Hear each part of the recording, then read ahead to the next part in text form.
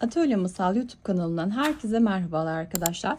Bugün sizinle pamuklu iple örmüş olduğum motifleri kağıt iple öreceğimiz çantamıza nasıl monte edeceğiz, nasıl sentezliyoruz, bir arada kullanımda sonuç nasıl oluyor bunu görmüş olacağız. Bitmiş halinde çantamız bu şekilde olacak arkadaşlar. Örgü kordon kullanacağız. Şu şekilde büzmek için ipler yapacağız. Önce motiflerimizi öreceğiz. Tabii çantamızı örerken de birleştirmesini yapacağız. Şu şekilde büzgülü bir ağız yapacağız. İpimizi nasıl geçiriyoruz? Hangi teknikleri uyguluyoruz? Hepsini detaylı olarak anlatıyor olacağım. Şimdi size ölçülerini de söylemiş olayım. Şöyle ölçelim. Taban örümüyle başlayacağız arkadaşlar. Yuvarlak bir taban çalışacağız.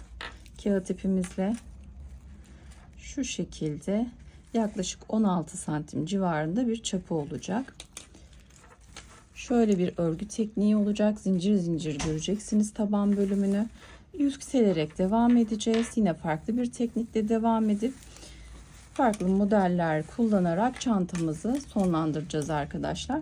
Arzu ederseniz siz ekstra çanta aksesuarlarıyla da detaylandırabilirsiniz çantanızı. Ben tamamını el örgüsü olarak yaptım. Bu şekilde de ahşap boncuklarla büzgü kordonumu süslemiş oldum. Çantamızın şu şekilde bir ölçüsünü de alalım. Şöyle bakarsak tabana kadar yaklaşık 28 santim oluyor arkadaşlar. Tabii içerisine doldurduğumuzda ağırlıkla çantamız esneyecektir. İstediğiniz ölçülerde yapabilirsiniz. Benim vereceğim ölçüleri de takip edebilir. Bu şekilde bir çantaya sahip olabilirsiniz arkadaşlar. Hadi gelin şimdi çanta yapımında kullanacağımız malzemelerimize göz atalım. Motifler için pamuklu iplerimiz var. İstediğiniz renge göre tercihinizi yapabilirsiniz arkadaşlar. Ben bu tonları bir arada kullanmak istedim. Tığımız, makasımız, iğnelerimiz mevcut. Ana ip olarak da kağıt ip tercih edeceğim. Pamuklu ip ve kağıt ipi bu çantamızda buluşturacağız arkadaşlar. Arzu ederseniz kordon kullanacaksanız hazır kordonlar, çanta aparatları da temin edebilirsiniz çantanız için. Çili halinde almış olduğum ipleri sararak kullanıyorum kağıt ip olarak arkadaşlar. Herhangi bir işlem uygulamıyorum. Direkt örmeye başlıyorum. Sonrasında ördüğünüz çantayı hafif buhar ütüyle içeriden ütüleyebilirsiniz. Hadi şimdi çantamızın yapımına başlayalım. Evet arkadaşlar, şimdi motifimizin bir tanesini birlikte örelim. Öncelikle sihirli halkayla başlıyorum. Kahverengi ipimle sihirli halkamın içerisine 8 tane sık iğne yapacağım. Şöyle sıkıştırayım. 3 tanesini tamamladım. 4 5 6 7 ve 8 sık iğne ile sihirli halkamızı oluşturdum. Şöyle şuradan ilmek kaydırmayla bitiriyorum arkadaşlar. Göbek kısmını tamamladık. Şöyle arkaya çekeyim. Bir tane düğümle kilitliyorum. İçeriden yürüteceğim. Şimdi sarı ipimi alıyorum. 2 tane sarı tonu kullanıyorum. İkinci sırayı yapacağım. Sarı ipimi aldım. Şimdi şuradan ipimizi sabitleyelim. Şimdi arkadaşlar uzatıyorum. Başına doluyorum. Şunları da aradan götürerek yok edeceğim. İkincisinde şöyle çekiyorum. Bakın. Bunu tığımda bekletiyorum bu ilmekleri. Başına doluyorum. Bir diğerini yine aynı şekilde ikisini alıp bekletiyorum. 3 defa yapıyorum bu işlemi. Başında tığımda bekletiyorum. Ve hepsini aynı anda örüyorum. 1 2 3 zincir çekiyorum. Bir sonraki ilmekte aynı işlemi yapacağım. Başına doladım, uzattım. Şöyle ikisini bir aldım. 1. Başına doladım, uzattım. İkisini bir aldım. 2 ve 3. Hepsini birlikte kapatıyorum. 1 2 3 zincir çekiyorum. Bir sonraki ilmekteyim. Başına doladım. Uzattım. İkisini bir aldım. Tığımda bir ilmek vardı. İkinci ilmeğim oluştu. Başına doladım. Uzattım. İkisini bir topladım. Üçüncü ilmeğim oluştu. Başına doladım. İkisini bir aldım. Toparladım ve üçüncü ilmeğim oluştu. Hepsini birlikte kapatıyorum. 1, 2, 3. Ve bu şekilde devam ediyorum. Şuraya batacağım. Evet. Aralarını 3 zincir çekerek devam ediyoruz. İlmek atlamıyoruz arkadaşlar. Tüm ilmekleri kullanarak bu işlemi yapmaya devam edeceğiz. Şimdi iplerimi şöyle arkada bırakayım. Keseceğim onları, fazla olanlarını. 1, 2, 3 defa yapıyorum. 1, 2, 3, araya 3 zincir çekiyorum. 1, 2, 3 kez yapıyorum. 1, 2, 3, araya 3 zincir çekiyorum. Sayalım: 1, 2, 3, 4, 5, 6, 7 ve sonuncusunu yapacağız arkadaşlar. 1, 2, 3. 1, 2, 3 zincir çekiyorum. Başlangıçta yapmış olduğumuz yere ilmek kaydırma ile birleştiriyorum. Bir zincir çekip ipimizi kesebiliriz. Şimdi motifimizi tamamlamış olduk, göbek kısmını. Diğer sarı tonuma geçeceğim. İpimi hazırlayayım. Şimdi bir zincirle şöyle kilitleyelim ipimizi. Şimdi aralardan devam edeceğiz arkadaşlar. Şöyle buradan alayım. Zincire, şunu da aradan yürütelim. Bir zincirle sabitliyorum. Şimdi farklı bir teknikle devam ediyorum. 1, 2, 3 zincir çekiyorum.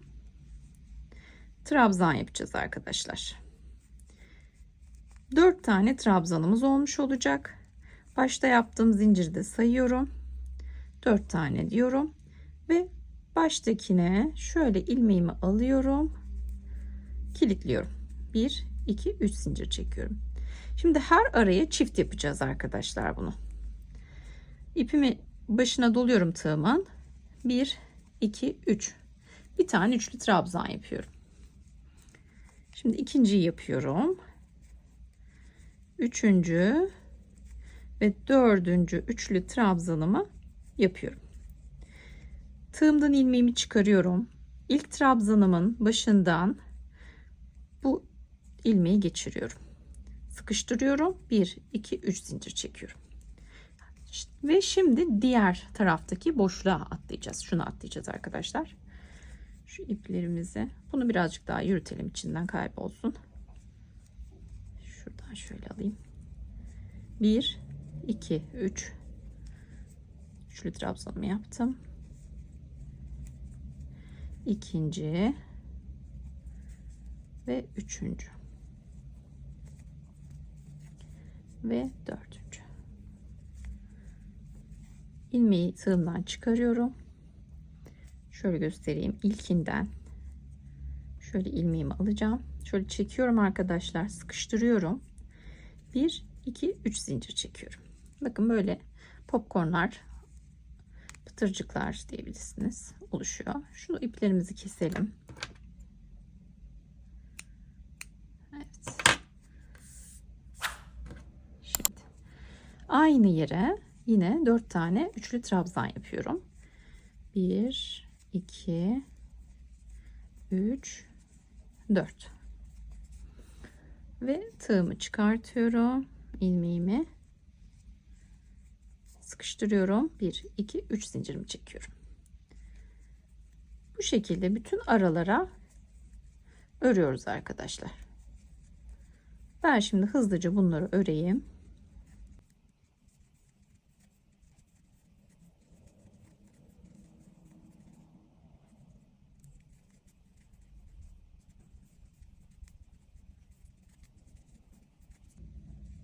Evet arkadaşlarım, şimdi tamamladım ben.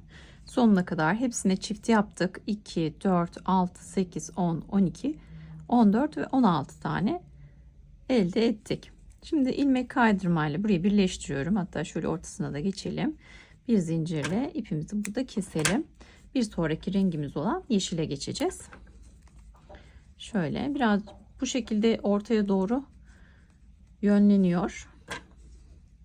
Zaten bizim istediğimiz bir durum. Şunları keselim buradan. Evet. Şuradaki fazla ipleri de alalım. Evet. Bu ipimizi de içeriden yürüteceğiz. Şimdi bu sarı iplerin arasından yeşil iple devam edeceğiz arkadaşlar. Yeşil ipimizi alayım ben. Evet. Şimdi şöyle bir kilitleyelim ipimizi. Bu aradan devam edelim. Şöyle sıkıştırıyorum. Zincirin altından şöyle kilitliyorum. Evet. Şimdi arkadaşlar yapacağımız işlem 3 tane zincirimizi çekelim. Bu aralıkta 1, 2, 3 tane üçlü trabzan yapacağız. İlk yaptığım zinciri de sayıyorum. Evet. 3 zincir çekiyorum. Aynı yere 3 tane üçlü trabzan daha yapıyorum.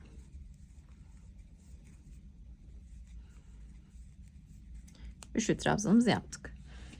Şu şekilde ördükten sonra zincir çekmiyorum. Bir sonraki boşluğa atlıyorum arkadaşlar. Üçlü trabzanla devam ediyorum. 3 tane üçlü trabzan yapıyorum. Bir sonraki boşluğa yine 3 tane üçlü trabzan yapıyorum.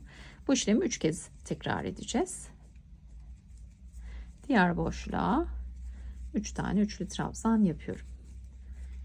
Şimdi bakın. Şöyle her boşlukta 3 tane üçlü trabzanımızı yaptık.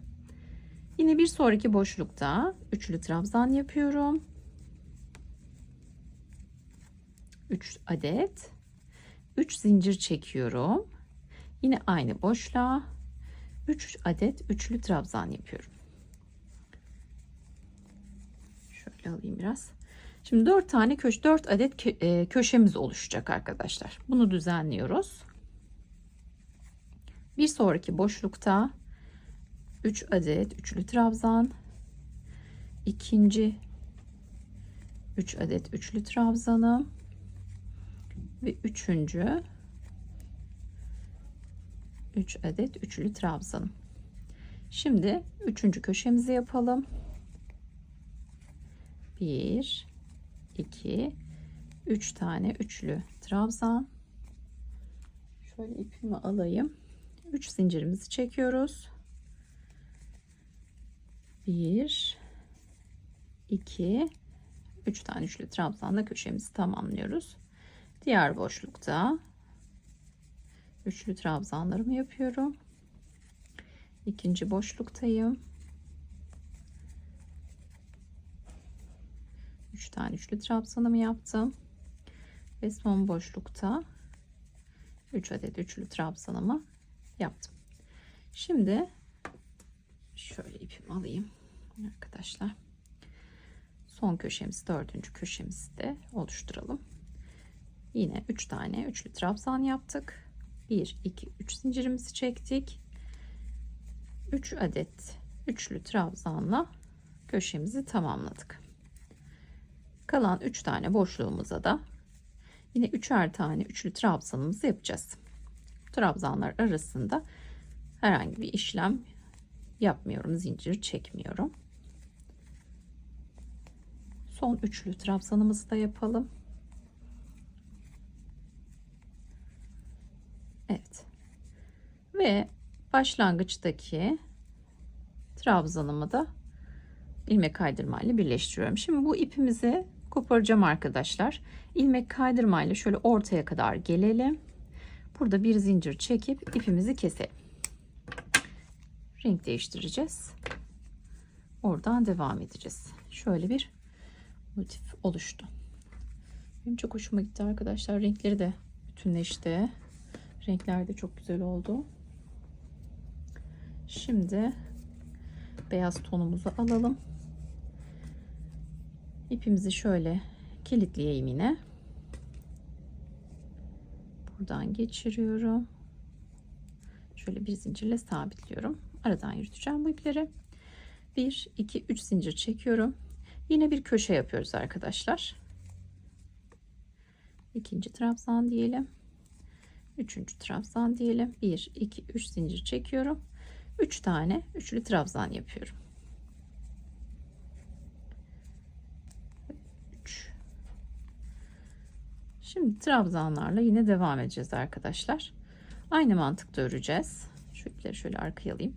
Şu örmüş olduğumuz trabzanlar arasına bu köşeyi yaptıktan sonra diğer boşluğa atlayıp 3 trabzan yapmıştık. Onun arasına batacağım arkadaşlar. Arasından üçlü trabzan yapacağım. 1, yine aynı yere batıyorum. 2, yine aynı yere batıyorum. 3 tane üçlü trabzan yapıyorum. Bakın böyle. Herhangi bir işlem yapmıyorum. Zincir çekmiyorum. Başına dolayıp diğer tarafa atlıyorum ve üçlü trabzan yapıyorum. Üçünü de aynı yere batıyorum. Bakın aralarına. Şöyle. Evet. Yine başına doluyorum. Aynı yere 3 tane üçlü trabzan yapıyorum. Ve bir sonraki aralığa batıyorum. Aynı işlemi burada da uyguluyorum. Şimdi köşe yapıyorum. Yine aynı şekilde zincir çekmeden diğer boşluğa atladım. 3 tane üçlü trabzan yaptım. 3 zincirimi çektim. Yine aynı yere 3 tane üçlü trabzan yapıyorum. Bakın arkadaşlar oluşturmuş olduk. Şöyle göstereyim. Böyle devam edeceğim. 4 tane köşemiz olacak. Alt sıranın ilerlemiş hali, bir üst sırası büyüyerek artarak devam ediyor. Şöyle göstermiş olayım. 3 tane üçlü trabzan üzerine 1, 2, 3, 4 tane beyaz tonlu renkli ipimizle 4 tane çalışmış olduk. Bu şekilde artarak devam ediyor arkadaşlar. Motifinizi isterseniz siz büyüterek de yol alabilirsiniz. İsterseniz benim vereceğim ölçülerde kullanabilirsiniz. Şimdi aralara aynı işlemle devam edelim.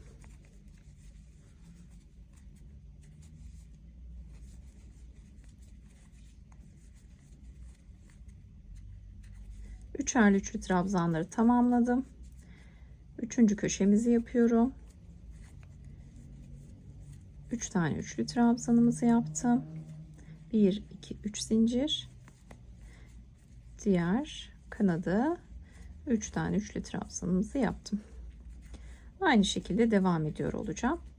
Ve bir üst sırayı da aynı sistematikle öreceğim arkadaşlar. Ben tamamlayıp geliyorum. Evet arkadaşlar, şimdi bu motifimizi de tamamlamış olduk. Şöyle göstermiş olayım size tamamını. 2 sıra açık rengimizde sonlandırdım. Şimdi motiflerimizi yanlamasına uzunca birbirlerine birleştireceğiz ve çantamızda buluşturacağız. Hadi birleştirmeye geçelim. Evet arkadaşlar, motiflerimizi birleştirelim şimdi. Böyle yan yana şekilde birleştireceğim. İğnemi ipimi geçirdim. Şimdi şu motifimizi sabitleyelim. İpimizi şöyle aralardan yürüterek geldim. Şu trabzanımın arka ilmeğinden sabitliyorum. Evet. Şimdi diğer ilmeğim motifimizin ön ilmeğinden alıyorum. İlk motifimizin arka ilmeğinden alıyorum arkadaşlar. Bakın. Ön ilmeği alıyorum. Arka ilmeği alıyorum. Ve sıkılaştırıyorum. Şöyle yakından yapayım. Ön ilmeği alıyorum. Arka ilmeği alıyorum. Karşılıklı yapıyorum. Sıkılaştırıyorum. İpimiz arkada kalıyor. Önden alıyorum. Arkadan alıyorum.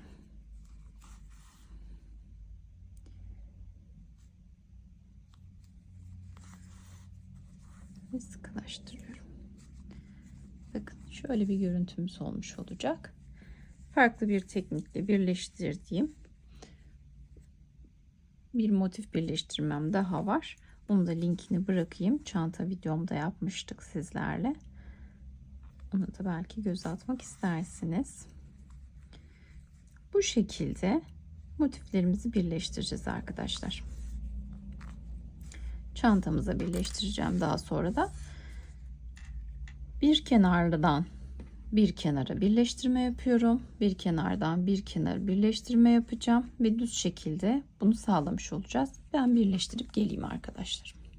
Evet, şimdi tabanımız için başlangıcımızı yapalım arkadaşlar. Sihirli halkayla başlayacağım taban için. Kağıt ipimi kullanıyorum. Öncelikle sihirli halkamız için sık iğnelerimizi halka içerisine dolduralım. 2, 3, 4, 5, 6, devam edeceğiz arkadaşlar. 8 tane sık iğne olacak içerisinde. 7 ve 8. Şimdi sıkıştıralım kağıt ipimizi. Şöyle tığımı koyayım. Evet, dikkatli de olalım aynı zamanda. Hassas ip olduğunu daha önce de belirtmiştim. Tekrar etmiş olalım. Evet. Tamam. Şöyle el yordamıyla da yerleştirelim. Zaten kağıt ipiyle örerken elimizle de sık sık ütü yapıp düzeltme yapıp devam edeceğiz arkadaşlar. Döne döne öreceğiz. Şimdi normalde şu şekilde sık iğneleri alarak örüyoruz arkadaşlar. Ama bu yapacağım çantada sık iğne ortalarına batarak devam edeceğiz arkadaşlar. Şimdi ikinci sırada her ilmeğe çift batıyorum. İlkini yaptım. Bakın şurada sık iğnenin 2 tane ilmek alıyoruz ya, onun tam ortasına şöyle biraz elimizi gevşeterek örelim arkadaşlar. Aynı yere tekrar bir tane daha batıyorum. Şöyle alayım. Şöyle gevşeterek devam edelim. İkinciyi yapmış olduk.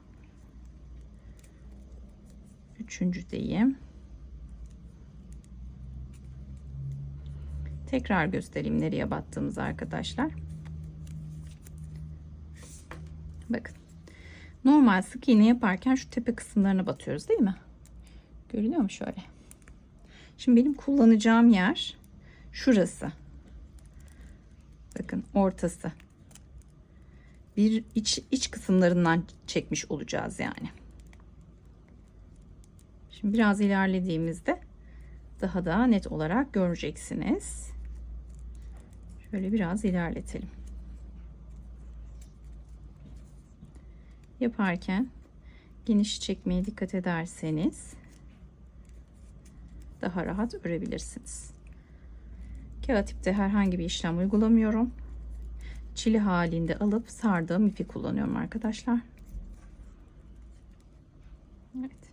Şöyle arasından batıyoruz. Şimdi göstereceğim size ne şekilde olduğunu. Evet. Bakın. Bakın şimdi. Şunu biraz daha sıkıştırabilirsiniz. Çanta tabanımız olmuş olacak. Bakalım şimdi şöyle arkadaşlar. Bakın. Model ilerledikçe de zaten bu iç kısımlarından almış olduğumuz şeklini göreceksiniz. Şimdi birazcık daha devam edelim. Modeli yerleştirelim. 2, 4, 6, 8, 10, 12, 14, 16 oldu. 8'de hepsine her ilmeğe bir çift battık, arttırdık. 16 tane elde etmiş olduk.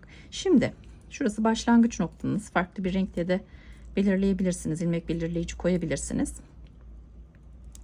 İlkine örüyorum. Bir ör bir arttır yapacağız arkadaşlar. Şuradan bir bakalım, yanlış yere batmayalım. Şunun içine batacağız. Arttırmanın bir tanesini alıyorum, diğerine tekrar arttırma yapıyorum. Şimdi aynı yere bir daha batıyorum. Bir tane örelim. Diğerini de arttıralım. Aynı yere batalım. Bakın.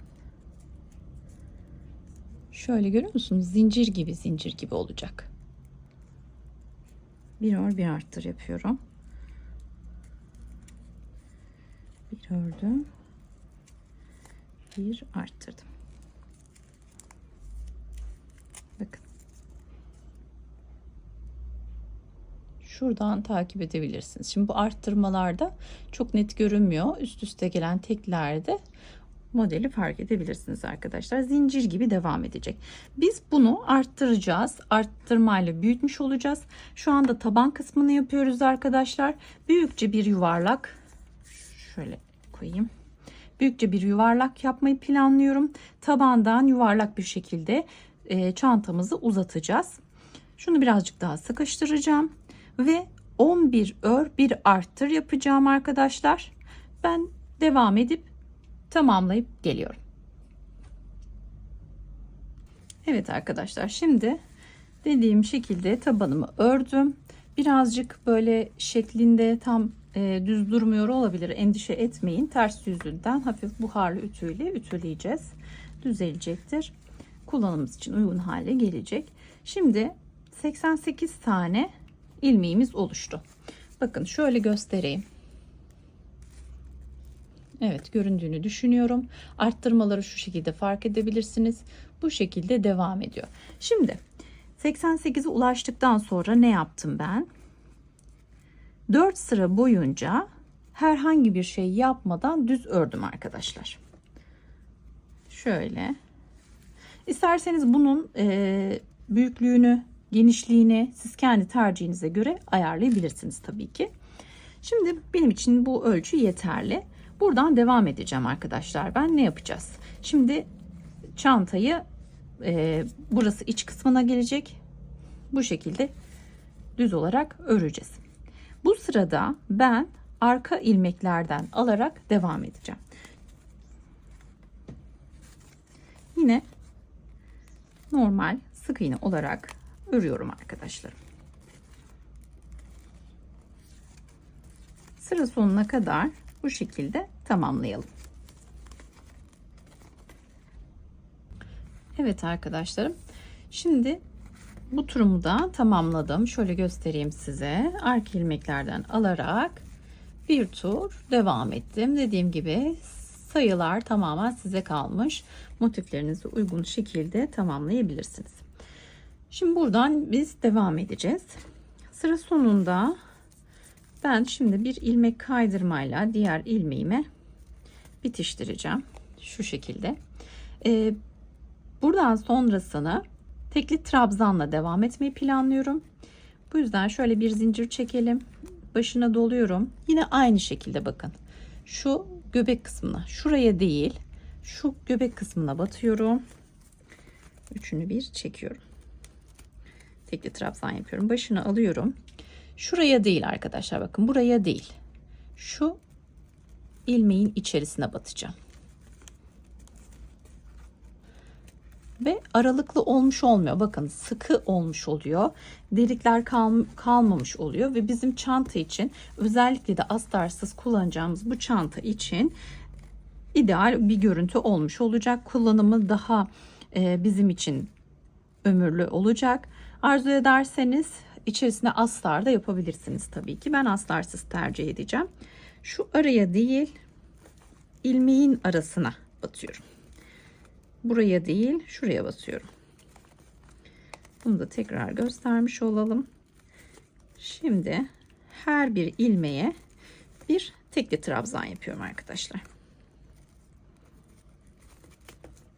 Şöyle göstermiş olayım ve sökmüş oldum. Şöyle göstermiş olayım. Bakın. Bu şekilde ilerleyeceğiz. Her bir ilmeğe bir tekli trabzan yaparak devam edeceğim. İstediğim boyuta ulaştığımda da motiflerimin geleceği yerde durdurmuş olacağım arkadaşlar. Sonrasında tekrar devam edeceğiz kağıt ipimizle örmeye. Ben şimdi ideal boyutu, benim için uygun olan boyuta kadar örüyorum ve geliyorum. Arkadaşlarım, şimdi ben tamamladım. Şöyle göstermiş olayım size. 2, 4, 6, 8, 10, 12 sıra yükselttim ben çantamızı. Henüz bir işlemden geçirmedim kağıt ipimi. Şimdi taban itibariyle aynı işlemi uygulayarak yükselttim. Ve motifleri eklemeden önceki kısımda da farklı bir model işleyerek devam edeceğiz. Çantamızı bu şekilde yükselteceğiz. Onun için şimdi şöyle zincirle yükselelim. 3 zincirle yükseldim. Hatta trabzan yapacağız. Trabzan yapımıyla yükselmemiz daha mantıklı olacak. Şöyle alıyorum. İkisini bir çekiyorum. Sonra şuradan ikisini bir çek. Şöyle şu telden çekeceğim. Şöyle arkadakinden alarak bir tane daha yapalım. 3 oldu. Şimdi şu aradaki boşluğu kullanalım arkadaşlar. Buraya şöyle üçlü trabzan yapalım. Bir zincir çekelim. Bir sonrakine atlayıp yanındakine bir trabzan yapalım. Zincir çekmeden bir sonrakini bir trabzan yapalım. Ve bir zincir çekelim. Bir tane atlayalım. Yanındakine üçlü trabzan yapıyoruz. Hemen yanındakine yine arada zincir yok. Bir üçlü trabzan daha yapıyoruz ve bir zincir çekiyoruz arkadaşlar. Şöyle bir bakalım. Bu şekilde ilerleyeceğiz. Şöyle göstereyim. Birkaç tane daha yapalım. Bir zincirimi çekmiştim. Bir tane atlıyorum. Hemen yanındakine. Bakın şu aradaki boşluğa. Daha önce aralarına batıyorduk. Zincir şeklinde yapıyorduk. Şimdi ikisinin arasına batıyorum. Bir üçlü trabzan yapıyorum. Hemen yanından tekrar şu aradaki boşluktan bir üçlü trabzan daha yapıyorum. Ve bir tane zincir çekiyorum. Bir tanesini atlayıp yanındakine üçlü trabzanımı yapıyorum. Hemen başına dolayıp yanındakine üçlü trabzanımı yapıyorum. Şöyle yapmış olduk. 2 tane üçlü trabzan, bir zincir, bir tane boşluk bırakıyoruz. 2 tane üçlü trabzan, bir zincir, bir boşluk, 2 tane üçlü trabzan. Bununla istediğiniz yükseklikte çantanızı örmeye devam edebilirsiniz. Ardından araya motif ekleyeceğiz arkadaşlar. Ben yükseltip geliyorum. Sıramızı tamamladım arkadaşlar. 1, 2, 3, 4 sıra ördüm. Şimdi motiflerimizi şöyle göstereyim. Motiflerimiz de yan yana tamamlandı. Şimdi motiflerimizi dikeceğiz arkadaşlar. Şu şekilde şu son sıramızı dikiş için kullanacağız. Bakın. Şöyle göstereyim. Şu alt sıradan ve içeriden motifin arkasıyla şu son sırayı kullanarak dikiş yapacağız. Şu şekilde ve sağlamlaştırmış olacağız. Tamamına, etrafına bu şekilde döneceğiz motifimizle. Şimdi öncelikle bu ipimi ben sağlamlaştırayım. Şöyle keselim. Şuradan şöyle alayım.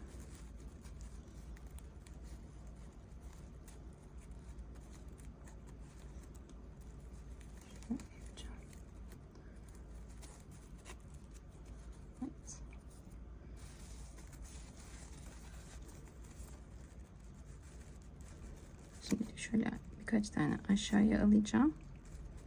Ardından iğne yardımıyla kaydedeceğim arkadaşlar. Şimdi böyle dursun. Şöyle iğnemi hazırlamıştım, onu da alayım. Motifimin arkasından şöyle ipimi sağlamlaştırıyorum. Bakın şöyle yapacağız. Şurayı kullanacağız. Şu tarafa doğru gidelim.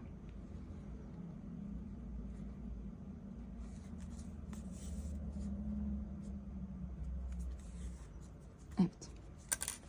Şimdi şöyle alalım. Başlangıç noktamıza. Şöyle katlayacağım arkadaşlar.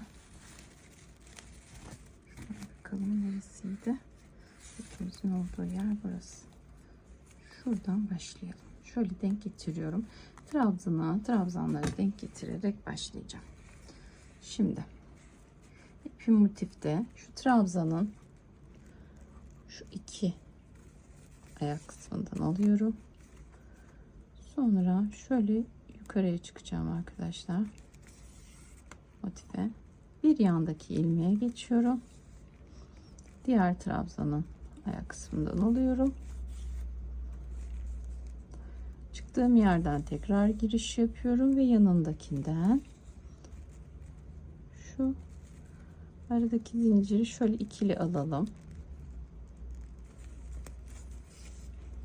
Çıktığımız yerden girelim tekrar.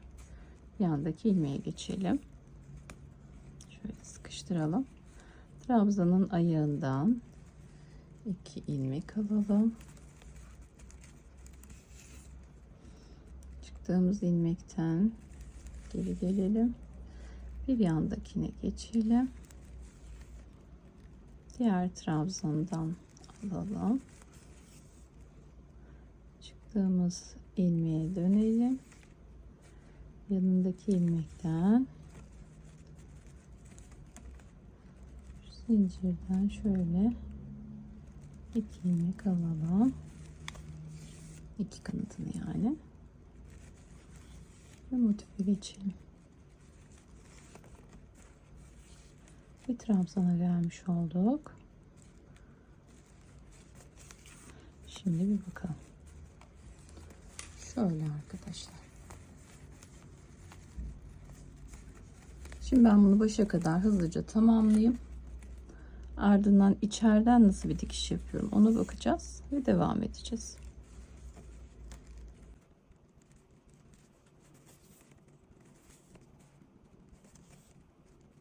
Arkadaşlarım şimdi dikişimi tamamladım ben. Şöyle göstermiş olayım size de.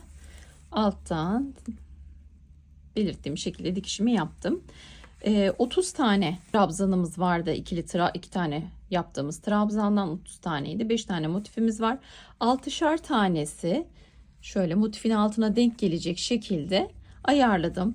Ben şu şekilde yaptım arkadaşlar. Mesela buradan dikiş yapıyorsanız şu köşeyi buraya ilmek belirleyici ya da herhangi bir ip yardımıyla bağlayabilirsiniz ki kayma olmasın. Denk gelmesi açısından sorun yaşamayın. Şöyle de çevireyim. Şimdi de içine göz atalım. İç kısımdan da yine buradan dikişini sağladım ben. Bu sıra tamamen motife alttan üstten dikilmiş oldu arkadaşlar. Şimdi yine aynı işlemle ben motif üzerinden örmeye devam edeceğim. Şimdi şuradan başlangıcımızı yapalım. Nerede? Hatta başlangıç noktamızı tabandan bulayım. Evet, şuradan başlayacağız. Şuradan başlayalım arkadaşlar. Burayı çünkü ikilisini birlikte yapacağımız için buradan denk gelmiş olsun. Şöyle bir kilitleme işlemi uygulayalım. Şimdi kilitledim. 1 2 şöyle yapalım. Trabzan başlangıcı yapalım. Şöyle arkadan da alayım. Şöyle yükseltelim trabzanımızı. Şöyle arkadaki ilmekten alsak. Evet. Şöyle yükseldik. Şimdi bunu bir kabul edelim. İkinci trabzanımızı yapalım. Burada zincir çekmeyelim arkadaşlar. Şöyle aradan 2 tane trabzanı da buraya yapalım. Başına dolayalım. Bir sonraki araya geçelim. 2 tane trabzan da bu araya çalışalım. Üçlü trabzan yapıyoruz. Araları kullanıyoruz.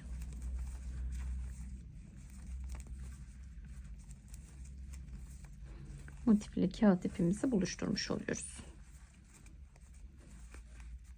Şimdi iki motif arasını nasıl yapacağız? Onu göstereceğim size.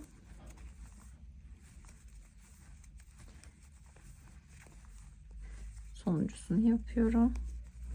Ve evet, şöyle tamamlamış oldum. Gördüğünüz gibi.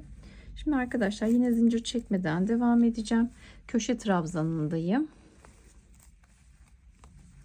2 tane bu köşeye çalışıyorum. Zincir çekmiyorum. 2 tane de diğer köşeye çalışıyorum.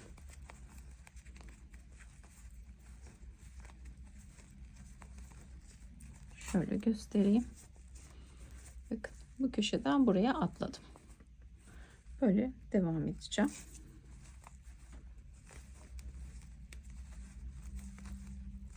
Aralara dediğim gibi zincir çekmiyoruz.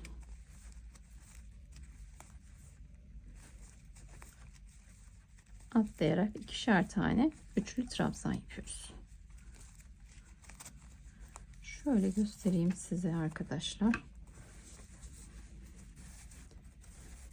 Bu işlemi devam ettireceğim. 3 sıra örüp geliyorum arkadaşlar. Şimdi tamamladım arkadaşlar. İlk sırada aralarda zincir çekmemiştik. Üst sırada aralarda yine bu alt kısımda yaptığım gibi birer zincir çekerek devam ettim. 1 2 3 toplamda 3 sıra olmuş oldu. Eşitlemiş olduk. Şimdi bu sırada şöyle yapalım. Yükseldim ve trabzanla devam edeceğim. Şu tekli trabzanla devam edeceğim. Trabzanların arasından alarak öreceğim arkadaşlar. Herhangi bir zincir çekmeyeceğim. Her aralığa bir adet tekli trabzan yapacağım.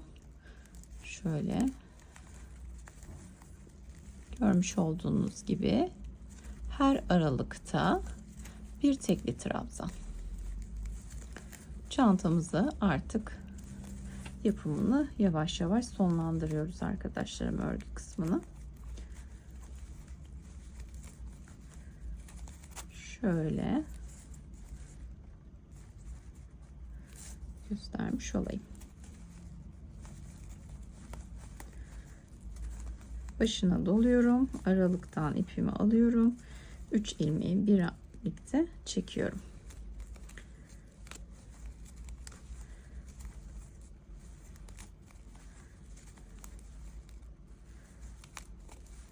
Çantamızın sapları için arkadaşlarım bir tane videom var. Videomun linkini açıklamalar kısmına da videomu da ekliyor olacağım. Oradaki tarifle örebilirsiniz. Ortalama 90 santim örmüş olmanız her bir kol için yeterli olacak. Yine kendiniz de isterseniz belirleyeceğiniz uzunlukta yapabilirsiniz. Sırt çantası olarak kullanmak adına. Şöyle devam ediyorum.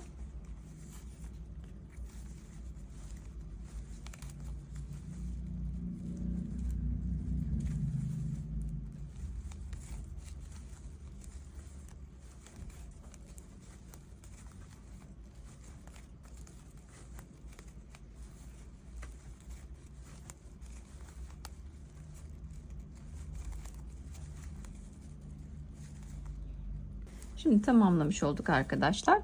Şimdi ters sık iğne ile son sıramızı örerek çantamızı bitirmiş olacağız. Şöyle ne yapıyorum? Başına dolamadan bir gerideki tekli trabzanın iki tekli trabzanın arasına batıyorum ve örüyorum. Şöyle tekrar gösterelim. Bakın şuradayız. Şu tekli trabzanın arasına batıyorum. Arkadan ipimi alıyorum ve ikisini bir kapatıyorum. Bir geriye gidiyorum. İpimi aradan alıyorum. Kapatıyorum.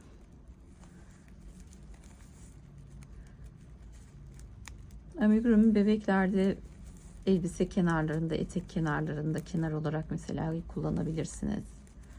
Motiflerinizin etrafında kullanabilirsiniz. Örgü bitimlerinizde kullanabilirsiniz. Çanta ağız detayı olarak kullanmak istedim ben de. Şöyle bir görüntü olmuş olacak. Şöyle çevirerek görelim. Birçok alanda tercih edebileceğiniz bir örgü tekniği. Bunu da göstermiş olayım size. Şöyle.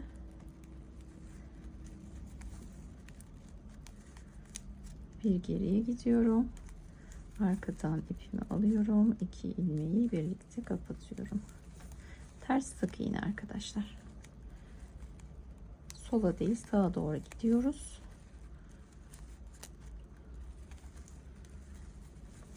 Ve sık iğnemizi yapıyoruz. Bakın. Şöyle. Yani bu şekilde bırakmayı tercih etmedim. Bu şekilde bir kenar örmüş olacağız. Ağız kısmını büzmek için bir çalışma yapacağım. Onu da bir alt sıradan geçirerek çantamızın ağız kısmını kapatmada kullanacağız. Ben bu sıramı örüp hemen geliyorum. Şimdi ağız kısmını da tamamladım arkadaşlar ben.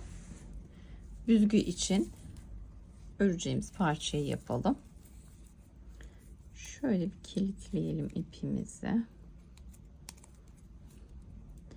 Şöyle bir zincir çekiyorum. Bir zincir daha çekiyorum. Bir alttaki zincirden bir sık iğne yapıyorum. Şöyle yakından göstereyim. Şöyle oluştu. Şimdi şu yandan geçirerek alıyorum ve ikisini bir çekiyorum. Bakın. Şöyle düzeltelim. Şunu alıyorum. Arkadakini alıyorum.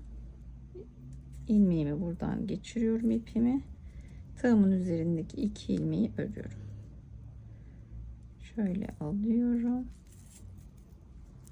İkisini bir örüyorum. Şöyle hafif gevşeterek devam edelim.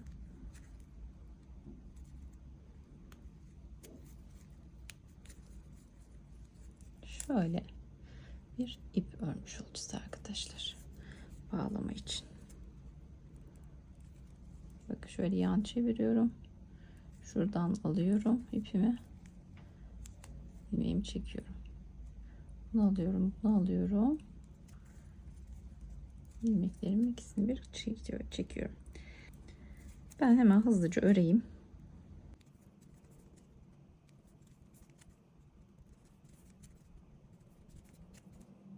Evet arkadaşlar, kordonumuzu da ördüm. Ağzına büzmek için kullanacağımız ilk kordonumuzu da tamamladım.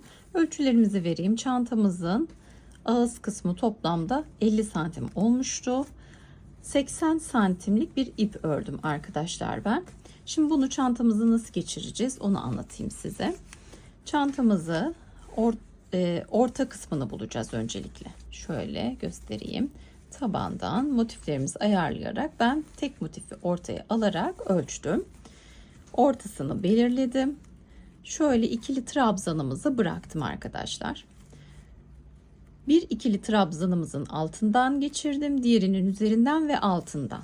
Bu şekilde bir başlangıç yaptım. 1, 2, 3, 4 tane ikili trabzanı arkada bırakarak geçirdim. Şöyle katladığınızda 2 tane burada, bir tane yanda var arkadaşlar. Arkada da 2 tane bırakarak buradan direkt karşı tarafa geçiyorsunuz. Şöyle göstermiş olayım. Yani arada kaç tane kalmış? 2, 5 tane kalmış. 2 bu tarafta, 2 bu tarafta, bir tanesi yanda. Buradan geçtikten sonra arkayı şöyle tarif edeyim size. 1, 2, 3, 4 tane trabzan, ikili trabzan arkada bırakıyorum. İpimi ortadan alıyorum. Kaç tane bırakmışız? 1, 2, 3, 4, 5, 6, 7 tane arkadaşlar. Ve ipimi bu taraftan çıkartıyorum. 1, 2, 3, 4 tane trabzan, ikili trabzan arkada bırakıyorum. Ve yine aynısını yapıyorum arkadaşlar. Bir tane yanda, 2 tane burada olacak şekilde buradan ipimi ön tarafa geçiriyorum. Ve şurada yaptığımızı burada da yapıyoruz. Sayıların eşit olmasına özen gösterin arkadaşlar. Şurayı da sayayım. 1, 2, 3, 4 tane bıraktım. Arkasından, önünden, arkasından ve önde buluşturdum. Şimdi biz bunları büzdüğümüz zaman nasıl bir görüntü elde etmiş olmalıyız? Onu göstereyim size şöyle. Eşit olmuş olacak zaten. Şöyle bir büzme görüntüsü olmuş oluyor. Çantamızı bu şekilde kullanacağız. Şöyle göstereyim. Evet, isterseniz iplerin ucuna saçak yapabilirsiniz, boncuk takabilirsiniz. Ben ahşap boncuk tercih ediyor olacağım. Şimdilik ellerimize sağlık. Çantamızda isterseniz yan çanta olarak da bu çantayı tercih edebilirsiniz. Bir hazır kordon kullanabilirsiniz. Söylediğim gibi isterseniz arkadan sırt çantası için örgü kordonda çalışabilirsiniz. Bunun için bir videom var. Dediğim gibi bunu bırakacağım. Linkini eklerim. Arzu ettiğiniz gibi kullanabilirsiniz. Arkadaşlar şimdi ben sırt çantası olarak hazır örmüş olduğum kordonu çantamıza ekledim. Onu size göstermek istiyorum. Diğer videomda örmüş olduğum kordonu şöyle çantama diktim.